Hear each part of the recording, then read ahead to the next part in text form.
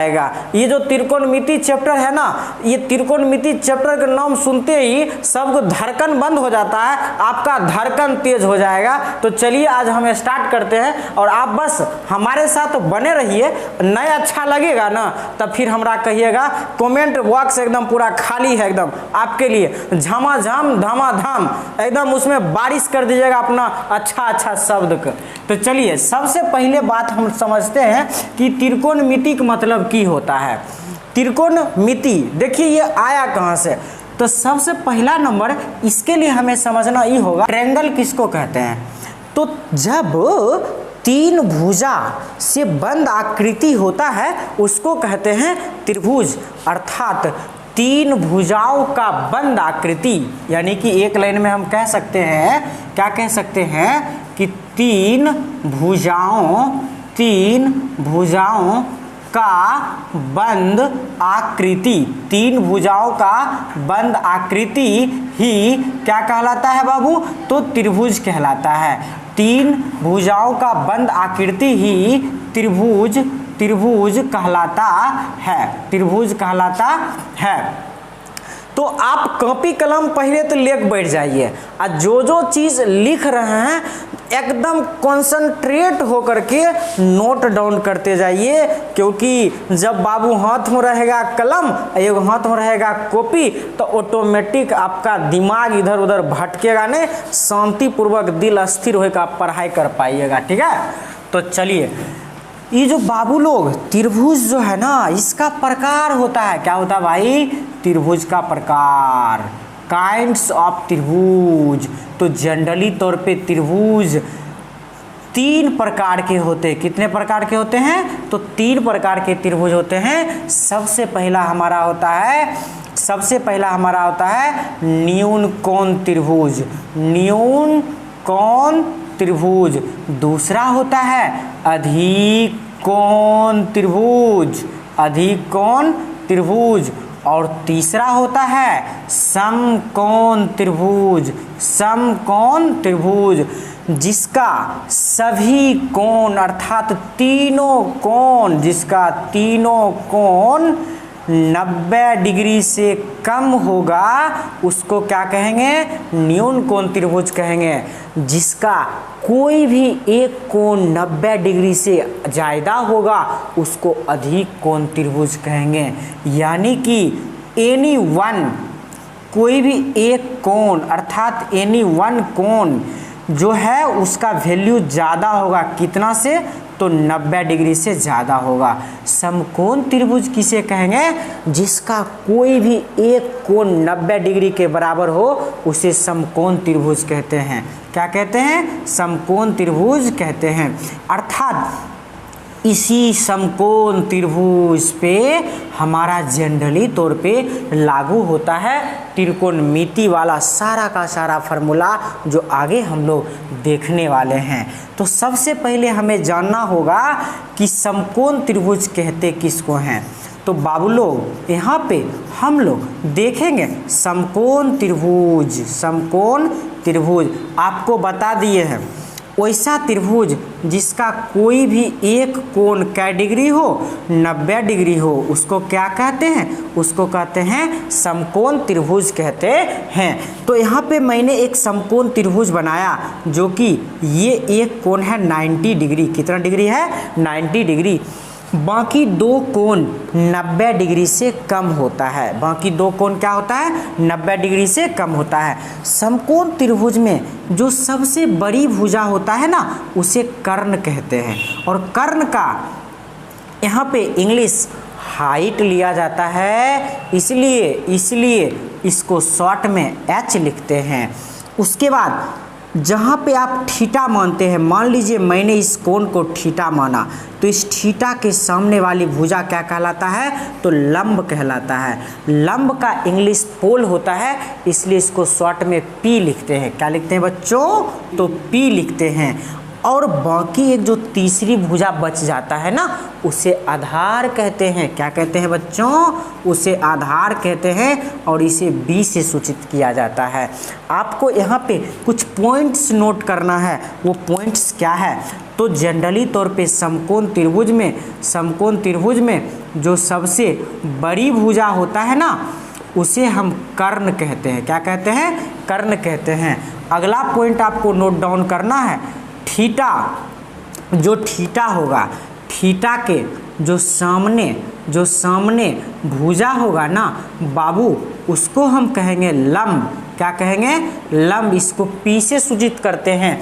उसके बाद तीसरी जो भुजा बच जाएगा ना, वो जो तीसरा भुजा बच जाएगा ना, उसे हम क्या कहेंगे? उसे हम कहेंगे आधार कहेंगे। यहाँ पे इसके बाद आपको मैं बता दूं, एक व्यक्ति थे जिनका नाम था पाइथागोरस। क्या नाम था? पाइथागोरस। उन्होंने एक थ्योरी दिया, एक नियम दिया। वो कौन सा नियम था? उन्होंने कहा जो समकोण त्रिभुज होता है ना, जो समकोण त्रिभुज होता है, उस समकोण त्रिभुज का सबसे बड़ी भुजा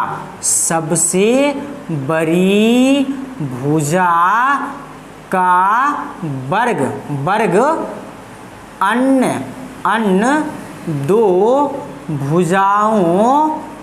दो भुजाओं के वर्गों के योगफल के बराबर होता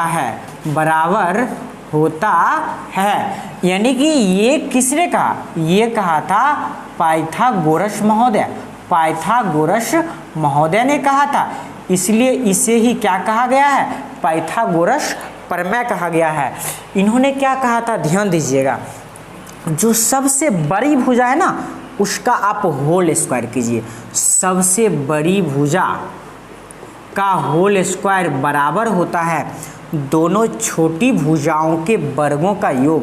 तो मान लीजिए दोनों छोटी भुजा, एक मेरा है लंब का स्क्वायर, एक दूसरा हमारा है आधार का स्क्वायर। इसका क्या करेंगे? योगफल कर देंगे।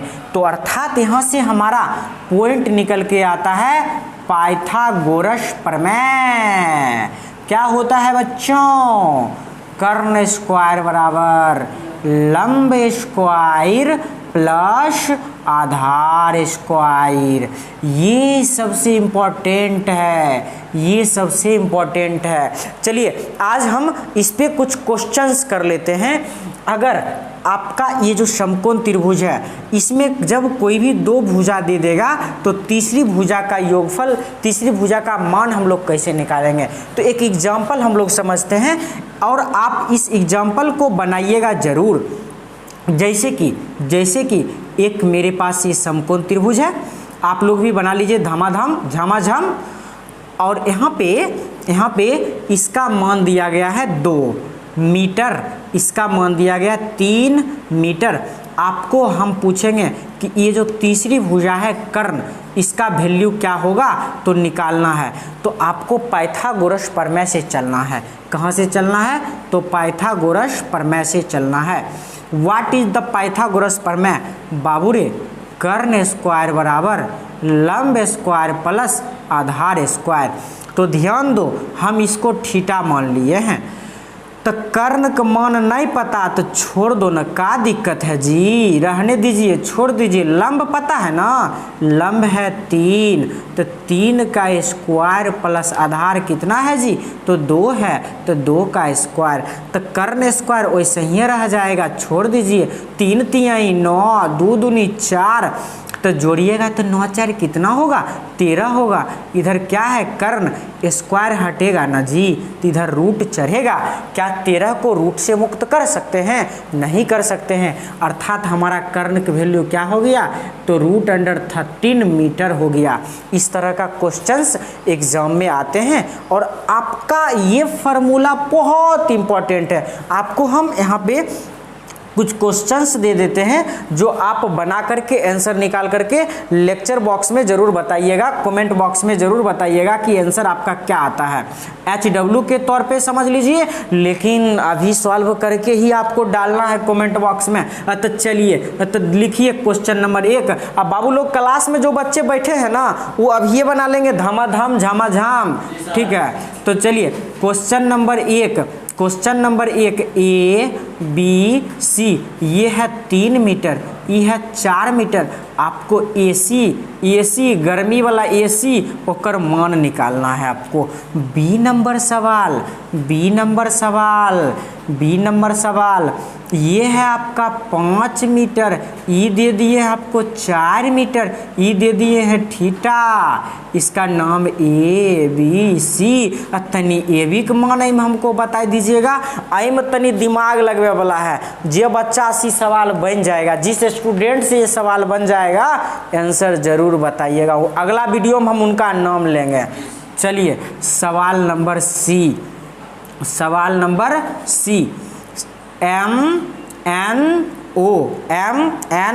MNO, ये है आपके पास 6 मीटर, ये है आपके पास 3 मीटर और ये है आपके पास नहीं दिया गया है x। हम आपको x का वैल्यू पूछेंगे कि क्या होगा। तो चलिए आपको आज के लिए थैंक्स, लेकिन लास्ट में जाते जाते हम आपको एक बात बताते हैं। क्या? तो सुनिएगा।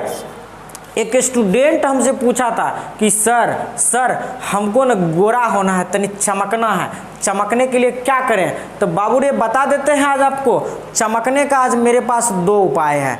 आपका सुंदरता बढ़ाने के लिए मेरे पास 2 उपाय है।